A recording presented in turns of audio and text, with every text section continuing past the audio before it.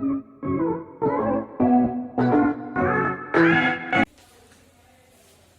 friends, welcome to my channel Physics Facts. So today we are going to start our new topic, Coulomb's law. जैसे हमने पढ़ा हुआ है Newton's law of gravitation, वो हम मतलब किस चीज में यूज करते हैं। अगर हमें कोई भी दो ऑब्जेक्ट्स गिवन है तो हमें उनके बीच जो उनका हमें मास पता है दो ऑब्जेक्ट्स का, तो हमें उनके बीच फोर्स फाइंड आउट करनी है। तो हम न्यूटन लॉ ऑफ ग्रेविटेशन से हम उससे फाइंड आउट करते हैं। तो मैंने आपको पहले लेक्चर में भी बताया था, हम इसको कहते हैं न्यूटन लॉ ऑफ ग्रेविटेशन, लेकिन ये डिस्कवर हुआ था रॉबर्ट हुक ने किया था। बस इसको मैथमेटिकली इलेबोरेट हो गया था न्यूटन ने, तभी हम इसको कहते हैं न्यूटन लॉ ऑफ ग्रेविटेशन। तो जैसे इसमें जैसे न्यूटन ने किया था, जो फोर्स है दो मासेस के बिटवीन, वो डायरेक्टली प्रोपोर्शनल है to the product of their masses and inversely proportional to the square of the distance between them, as same as in this we can see here masses की जगह पे यहाँ पे charges हैं और distance वैसे का वैसा ही है। लेकिन हम जानते हैं कि उसमें भी हमने किया था कि हमने प्रोपोर्शनैलिटी साइन को हटा के एक जी लिख दिया था, जिसको ग्रेविटेशन कांस्टेंट कहते हैं। तो यहाँ पे हमने इसकी वैल्यू, एक तो हम ये जो प्रोपोर्शनैलिटी साइन है हमने क्या किया था, एक तो इक्वल टू साइन से और एक जी के साइन से हमने रिप्लेस कर दिया था। तो यहाँ पर भी हमने कुछ ऐसे किया, एक इक्वल टू साइन और एक के से हमने इसको रिप्लेस कर दिया। तो के की वैल्यू हमने ये फाइंड आउट किया है, जो फाइंड आउट किया है वो है के की वैल्यू, ये फाइंड आउट हुई है जो ये बना है इस एक्सपेरिमेंट से। यहाँ पर उसने क्या किया, दो चार्जेस रखे और इस एक्सपेरिमेंट से उसने जो है ये फाइंड आउट की। तो इसकी वैल्यू जैसे यहाँ पे हम क्वेश्चन सोल्व करने के लिए हम 9 लिख देते हैं, पर इसकी जो रियल में वैल्यू है वो है 8.99 इंटू 10⁻⁹ न्यूटन मीटर स्क्वायर पर कूलम। तो यहाँ पे ये चीज कांस्टेंट है और एप्सिलॉन नॉट यहाँ पे है absolute permittivity of the substance of the material, कुछ भी है एब्सोल्यूट परमिटिविटी। और ये जो है ये जो कूलम लॉ है, ये सिर्फ दो चीजों में ये वैलिड है। अगर तो ये चार्जेस, जो दोनों जो चार्जेस है, एक तो रेस्ट पे है, तब ये कूलम लॉ वैलिड है। ये वाली फोर्स जो इन दोनों चार्जेस के बीच में लग रही है, तब ये फोर्स होगी जब ये दोनों चार्जेस रेस्ट पे होंगे। अगर ये दोनों चार्जेस मूव कर रहे हैं तो हम आगे जाके मैग्नेटिज्म में पढ़ेंगे कि ये फोर्स कैसे चेंज होती है। अगर दो चार्जेस के पास कुछ वेलोसिटी है, वो मूव कर रहे हैं। फिलहाल हम देखेंगे कि ये दोनों चार्जेस रेस्ट में है और ये दोनों पॉइंट ऑब्जेक्ट्स हैं। पॉइंट, हम इसमें पॉइंट ऑब्जेक्ट्स लिखते हैं, तभी ये फोर्स वैलिड है। और ये जो k की वैल्यू है 1.4 पाई एप्सिलॉन नॉट, ये हमें एप्सिलॉन नॉट की वैल्यू 8.854 × 10⁻⁻12 कूलम स्क्वायर पर न्यूटन मीटर स्क्वायर हम इससे फाइंड आउट कर सकते हैं। और इसका जो डायमेंशन फॉर्मूला है एप्सिलॉन नॉट का, तो ये वाला है। तो आगे हम पढ़ेंगे कि इसमें जो कूलम लॉ, ये तो सिर्फ है एयर में इसका फॉर्मूला। तो हम देखेंगे अगर कोई बीच में कोई मीडियम आ जाए, जैसे कोई डाइलेक्ट्रिक कांस्टेंट है किसी चीज का, अगर वो बीच में हम दो चार्जेस के बीच में कोई मीडियम रखते, तो फिर फोर्स कैसे चेंज होगी। तो अभी हम देखते हैं कि ये जो कूलम लॉ है उसे हम वेक्टर फॉर्म में कैसे लिख सकते हैं, क्योंकि फोर्स है जो उसकी कोई डायरेक्शन होती है, तो हमें वेक्टर फॉर्म, ये जो वेक्टर फॉर्म है ये उससे पहली वाली जो कूलम फोर्स हमने लिखी थी उससे ज्यादा यूजफुल है।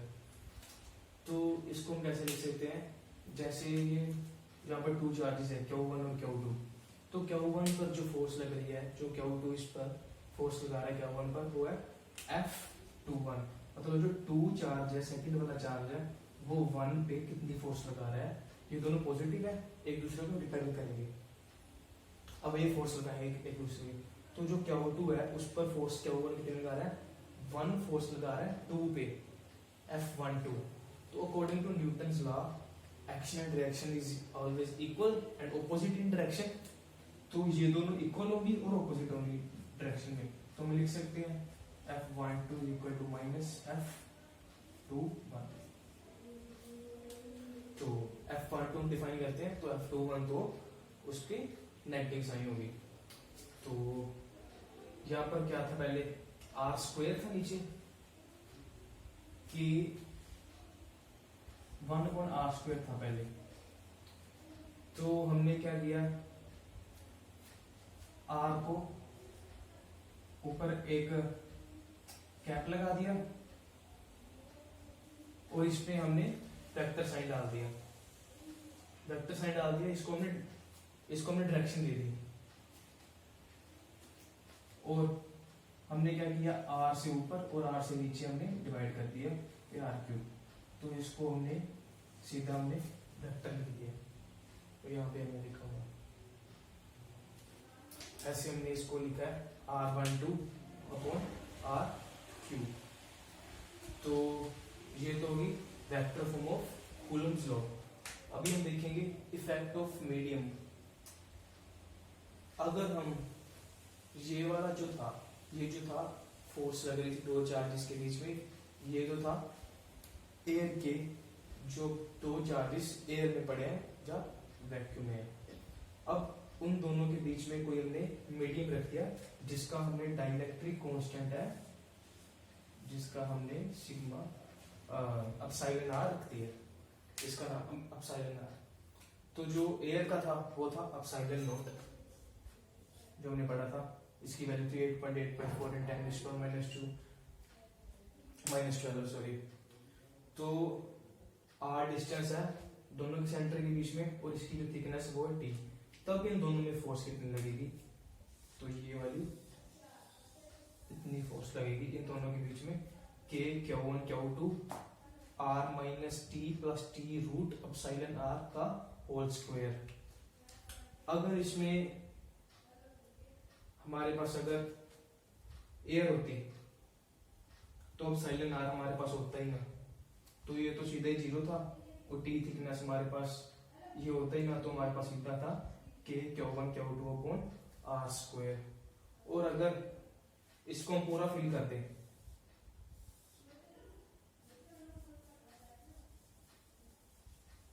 r is equal to T, then अगर हमने r is equal to T रख दिया तो ये तो 0 हो जाएगा, तो नीचे आ जाएगा r², इसके ऊपर से रूट हट जाएगा एप्सिलॉन r। तो अगर हम इसको लिखें f is equal to 1/4 pi epsilon naught Q1 Q2/r² epsilon r।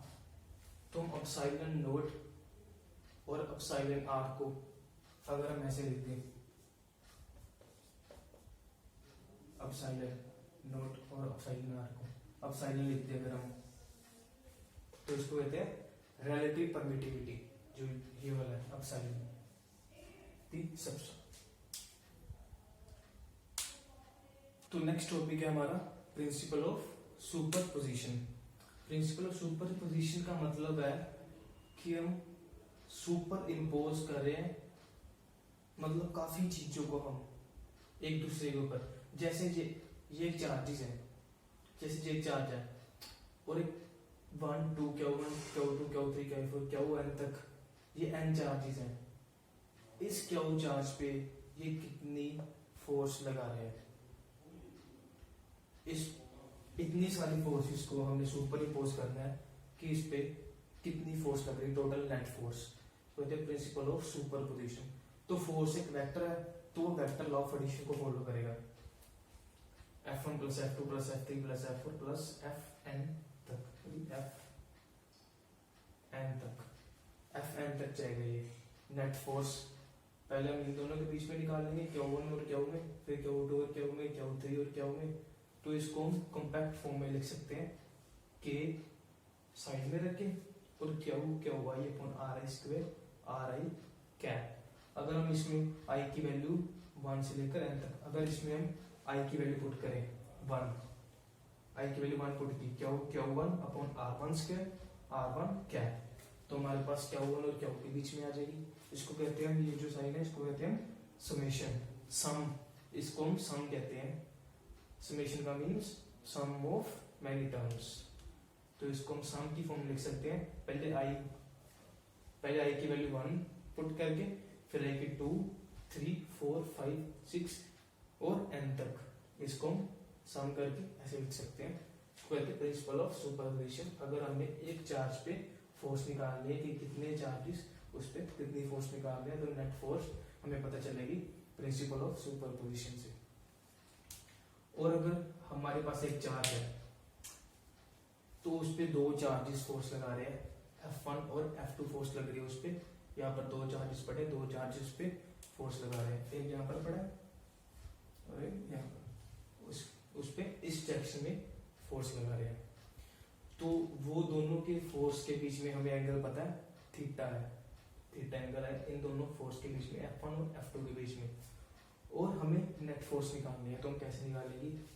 F net is equal to root F1 के, जैसे आपने पहले किया हुआ आई थिंक +1 में किया होगा इसको। F नेट ये कैसे निकालते हैं? F1 square plus F2 square plus 2F1 F2 cos theta, ये F नेट निकालने का फॉर्मूला है। और अगर हमने देखना हो कि जो F नेट जो इस पे टोटल फोर्स इस पे लग रही है, ये वाले चार्ज पे, चार्ज Q पे, अबे टोटल फोर्स हमने निकाल ली, और हम देखना चाहते हैं कि ये टोटल फोर्स का जो वेक्टर का जो इसकी डायरेक्शन है वो F1 से कितना एंगल बना रही है, कितने एंगल पर लग रही है F1 से भी उसकी डायरेक्शन। अगर हम इसको x एक्सिस मान लें तो उसकी x एक्सिस से डायरेक्शन कितनी है हम एंगल से उसका पता लगा सकते हैं। तो उसका formula tan alpha F2 sine theta, theta में पता है, F2 में पता है, F1 पता है, F2 पता है और cos थीटा पता है, तो हम tan अल्फा निकाल सकते हैं F2 sine theta upon F1 plus F2 cos theta. तो अब हम देखते हैं कुछ इसके 4-5 हम देखते हैं कि डिफरेंट एंगल्स पर फोर्स हमें कैसी कैसी मिल रही है। अगर दो फोर्सेस डिफरेंट एंगल्स पर हमें इस पर क्यू चार्ज पर एक्ट कर रही है, तो हमें नेट फोर्स कितनी मिलती है, उसके थोड़े से 3-4 केस देखते हैं। तो ये अब हम देखेंगे, ये डिफरेंट केसेस है कि एक चार्ज पे दो फोर्सेस डिफरेंट डायरेक्शंस में लग रही है, तो उनके बीच में जो नेट फोर्स लग रही है वो क्या होगी। जैसे ये वाला फर्स्ट केस देखते हैं, इसमें क्या है, F नेट लग रही है, दो चार्जेस है, एक चार्ज है, उसके बीच में जो दो फोर्स लग रही है F और F दोनों सेम फोर्स है, उनके बीच में जो एंगल है वो 90 डिग्री का है। तो F नेट कितनी होगी? F नेट का हमने ये फॉर्मूला किया था, F1 square plus F2 square plus 2F1 F2 cos theta. Theta is the angle between the two forces acting upon this charge. तो इन दोनों के बीच में 90 डिग्री है, cos 90 0 हो गया। तो हमारे पास सिर्फ ये बचा F square plus F square is equal to 2F square. तो हमारे पास आंसर क्या आता है √2F। इस पे नेट फोर्स है √2F। और इसमें एंगल क्या है 60 डिग्री, इसमें 60 डिग्री फिर किया है, cos 60 डिग्री 1/2 और 2 से 2 कैंसिल, और हमारे पास क्या आ गया 3F स्क्वायर। तो इसमें फोर्स क्या आ गई √3F। F नेट फोर्स हमारे पास √3F। और इसमें दोनों के बीच में एंगल 45 डिग्री है, तो 2, इसमें क्या होगा हमारे पास 2 + 2 F नेट हमारे पास है 2 + √2 के पास 1/2 F। Plus root 2 power 1/2, 2 plus root 2 power 1/2 into F. और अगर इनके बीच में एंगल 120 डिग्री है तो कोस 120 डिग्री माइनस साइन 30 माइनस 1/2, 2 से 2 कैंसिल, और हमारे पास एफ नेट क्या आ गई इज इक्वल टू एफ। ये एफ के बराबर ही आ गई हमारे पास, F net is equal to F. और अगर ये वाला केस देखें तो कोस 180, ये तो सिंपल पता चल रहा है, जीरो नेट फोर्स होगी। देख लेते हैं कोस 180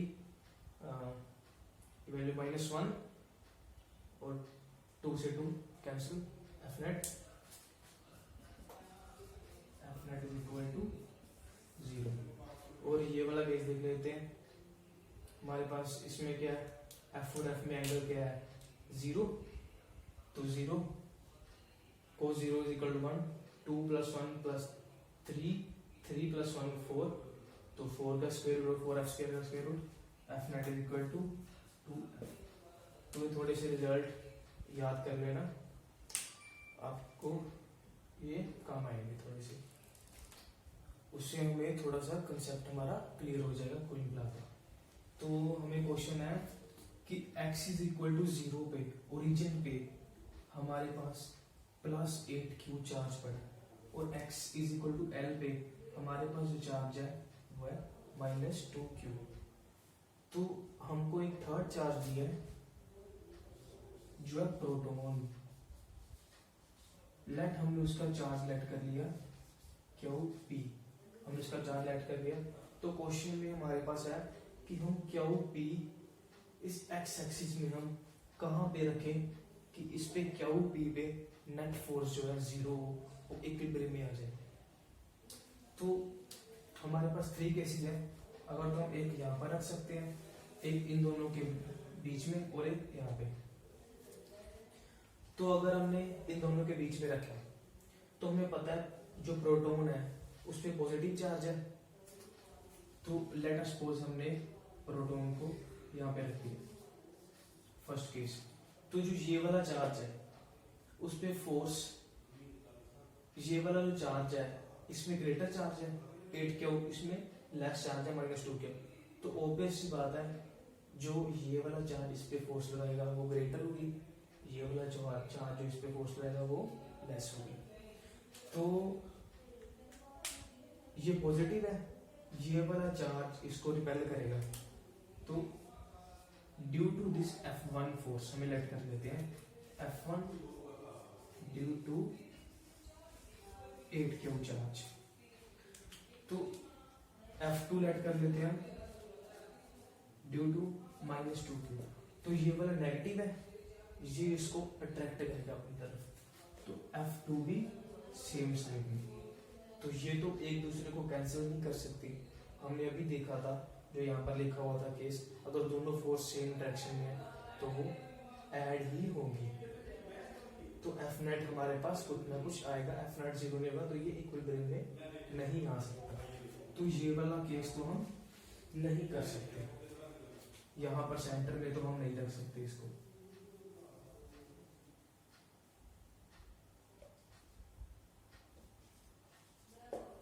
तो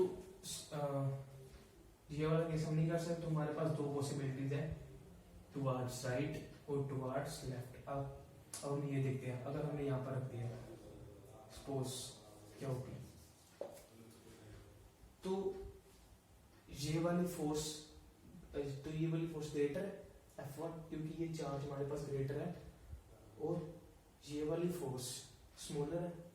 अब हमने देखा F is inversely proportional to R square. एक तो ये वाली चार्ज ग्रेटर है हमारे पास 8q, तो एक इसमें डिस्टेंस भी स्मॉल है as compare to this distance, तो ये वाली फोर्स ग्रेटर होगी। एक तो इसका चार्ज भी स्मॉल है और इसमें जो ये डिस्टेंस है वो भी ज्यादा है, डिस्टेंस ज्यादा फोर्स कम, चार्ज कम फोर्स कम, तो यहाँ पर भी हमें बैलेंस्ड फोर्स नहीं मिलेगी, तो ये वाला भी गया। अब ये पॉसिबिलिटी हमारे पास बची है, अगर हमने यहाँ पर QP हमने यहाँ पर रख दिया तो डिस्टेंस कम इसके लिए चार्ज कम, डिस्टेंस इसमें ज्यादा तो फोर्स कम लगेगी, इससे कारण फोर्स ज्यादा लगेगी, ये चार्ज ज्यादा है तो ये काउंटर बैलेंस हो जाएगी। डिस्टेंस और चार्ज फोर्स को काउंटर बैलेंस कर देगा, इसलिए सिर्फ यही पॉसिबिलिटी ठीक है, हम इस पे ही इस पॉइंट पे हम चार्ज रख सकते हैं इक्विलिब्रियम स्टेट पर लाने के लिए प्रोटॉन को। सपोज ओरिजिन से ये डिस्टेंस x, ये डिस्टेंस l पर था, सपोज हमने ले लिया इन दोनों में डिस्टेंस जो है वो x है, x is equal to x। तो अब हमने फोर्स दोनों पे काउंटर बैलेंस करेंगे, 8q के कारण उस पे फोर्स कितनी लग रही है, इन दोनों के बीच में डिस्टेंस x है, 8q QP upon x square के तो इसके कारण हमने सिर्फ मैग्नीट्यूड चेक करना है, तो इसलिए हम 2q QP अपॉन इन दोनों के बीच में डिस्टेंस कितना है x माइनस l, तो ये वाला डिस्टेंस हमारे पास आ गया l का whole square, Q K QP cancel होगी तो 2 4 के साथ, तो इसको हम कैसे लिखेंगे 4x square 1x minus l square. तो अगर हम इसको स्क्वायर रूट करें तो क्योंकि हमें सिर्फ पॉजिटिव वैल्यूज चाहिए तो हम इसको सिर्फ पॉजिटिव वैल्यूज लेंगे, length can be negative. Solve करें 2x minus 2l into x is equal to 2l। अगर ये डिस्टेंस 2l होगा तभी इस पे फोर्स जो है स्टेबल इस पे जो है इक्विलिब्रियम में होगा ये प्रोटॉन। तो अब हमारे पास जो क्वेश्चन है वो है जो इस पे इक्विलिब्रियम फोर्स लग रही है, इक्विलिब्रियम में है ये, इक्विलिब्रियम जो इस पे फोर्स लग रही है क्या वो ये चार्ज स्टेबल है, क्या वो इक्विलिब्रियम क्या वो अनस्टेबल इक्विलिब्रियम है कि स्टेबल इक्विलिब्रियम। सपोज हमने पहले तो इक्विलिब्रियम का मतलब क्या होता है, अगर हम इसको लेफ्ट में करें और राइट में थोड़ा सा इसको डिस्प्लेस करें तो फिर से अपनी जगह पर वापस आ जाएगा, तो हम देखते हैं ये स्टेबल है कि अनस्टेबल है। अगर वो फिर से अपनी जगह पर वापस आ गया तो फिर वो स्टेबल है, अगर नहीं आया तो फिर वो अनस्टेबल है। तो हम देखते हैं अगर हमने इसको लेफ्ट की तरफ किया, डिस्प्लेस किया लेफ्ट की तरफ, तो ये वाला चार्ज ये नेगेटिव है, ये वाला चार्ज नेगेटिव है तो ये इसको अपनी तरफ अट्रैक्ट करेगा, तो ये वाला चार्ज जो है पॉजिटिव है। अगर हम इसको इधर किया तो ये वाला इसको रिपेल करेगा। तो इन दोनों में डिस्टेंस कम है तो ये वाली फोर्स ज्यादा स्ट्रॉन्गर होगी as compare to this force, तो ये इसको अट्रैक्ट करेगा अपनी तरफ, ये वापस अपनी जगह पर नहीं जा सकता क्योंकि ये वाली फोर्स इससे वीक है। इन दोनों में डिस्टेंस ज्यादा है, इन दोनों में डिस्टेंस कम है, तो ये अपनी तरफ इसको अट्रैक्ट करेगा, ये अपनी जगह पर वापस नहीं जा सकता। अगर हमने इसको थोड़ा सा इधर किया, लेफ्ट साइड की तरफ डिस्प्लेस किया, तो ये वाला केस तो हो गया लेफ्ट साइड वाला। अगर हमने इसको राइट साइड पे डिस्प्लेस किया तो ये इसको अपनी तरफ खींचेगा, ये इसको रिपेल करेगा, ये दूर चला गया, इसको रिपेल करेगा, तो ये वाली फोर्स जब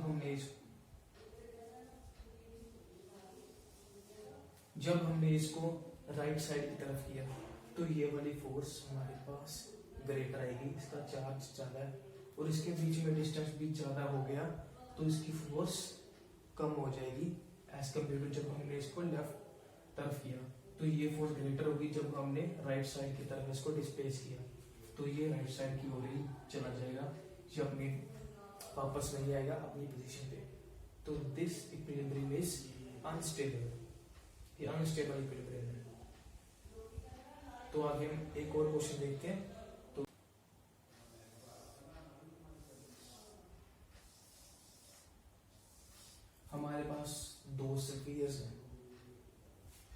जो इनका रेडियस है ना वो काफी कम है इनके बीच में जो डिस्टेंस है, जैसे हमने ऐड कर लिया ए डिस्टेंस है इनके बीच में। तो इसमें से जो ये वाला है उस पे चार्ज है प्लस क्यू, तो ये वाला है जो इस पे चार्ज है 0, इस पे 0 चार्ज है। जो ये वाला स्फीयर है इस पे चार्ज है प्लस क्यू, इनके बीच में ये काफी दूर पड़े हैं कि इससे इस पे चार्ज इंड्यूस ना हो सके बाय इलेक्ट्रोस्टैटिक इंडक्शन। तो फिर हमने क्या किया, इन दोनों को ना मेटल से हमने जोड़ दिया, तो इसी मेटल वायर से हमने इन दोनों को अटैच कर दिया। तब हमने कहा था, तब हमने पहले पढ़ा था कि charge is conserved before and after, charge हमेशा कंजर्व रहेगा। तो ये मेटल चार्ज है, इस पे चार्ज प्लस क्यू है और इस पे मतलब इस पे इलेक्ट्रॉन्स की डेफिशिएंसी है और इस पे इलेक्ट्रॉन्स न्यूट्रल है, ये न्यूट्रल है और इस पे इलेक्ट्रॉन की डेफिशिएंसी है। तो ये मेटल वायर, इसमें से इलेक्ट्रॉन्स इधर आएंगे, कितनी देर तक इसमें से इलेक्ट्रॉन इधर आएंगे, जितनी देर तक इन दोनों का चार्ज जो है इक्वल नहीं हो सकता। इसमें से -q/2 का चार्ज इसमें से इधर आएगा, तभी इस पे +q/2 का चार्ज होगा, इस पे भी +q - q/2 +q/2। इस पे फिर चार्ज आ जाएगा +q/2। अब इन दोनों पे चार्ज जो है सेम है। अब हम देख सकते हैं, अब इन दोनों पे चार्ज है q/2, टोटल चार्ज सिस्टम का क्या है q। तो पहले भी इस पे 0 था, इस पे क्या होता, टोटल चार्ज क्या था q। तो चार्ज इज कंजर्व्ड आफ्टर और बिफोर कनेक्टिंग दी वायर। तो अब हम देखना है कि इन दोनों पे जो फोर्स कितनी है, इन दोनों के बीच में फोर्स कितनी है। F is equal to K q/2 upon A²। तो इनके बीच में q/2 चार्ज है दोनों का और A इसमें डिस्टेंस है, तो ये इनके बीच में फोर्स है। और इसका नेक्स्ट पार्ट है कि अगर हमने इन दोनों के बीच जो है, ये दोनों स्फीयर्स हैं, इन दोनों में से हमने किसी को भी अगर हमने अर्थिंग कर दिया, अगर सपोज हमने इसको लोअर वाले को अर्थिंग कर दिया, तो ये वाला चार्ज सारा इसमें चल जाएगा, इस पे नेट चार्ज क्या होगा 0 है। इससे जितना भी चार्ज इसमें आ जाए तो वो वाला इस पे चला जाएगा, तो इस पे तो नेट चार्ज हमेशा 0 ही रहेगा क्योंकि इसको हमने अर्थिंग किया है। तब इन दोनों में फोर्स कितनी है, अभी इसमें फोर्स इन दोनों में अभी हुई, इसके ऊपर चार्ज 0 है, एक चार्ज भी दोनों में से 0, तो उन दोनों में फोर्स नहीं हो सकता। Electrostatic force is 0 between both of them. तो ये था हमारा आज का टॉपिक। तो नेक्स्ट हम देखेंगे इलेक्ट्रिक फील्ड। फील्ड का जो कंसेप्ट है, जो फैराडे ने, माइकल फैराडे ने किया था, उसको हम पढ़ेंगे। Field concept, electric field. इसमें जो ज्यादा जो इलेक्ट्रोस्टैट है, इसमें हम फोर्सेस का कुछ ज्यादा नहीं पढ़ेंगे। इसमें जो हम वहां पर क्लासिकल मैकेनिक्स, न्यूटोनियन मैकेनिक्स पढ़ते थे, उसमें हम फोर्स का कंसेप्ट ज्यादा पढ़ते थे। तो इसमें हम ज्यादा पढ़ेंगे फील्ड कंसेप्ट। कल से हम शुरू करेंगे इलेक्ट्रिक फील्ड का कंसेप्ट।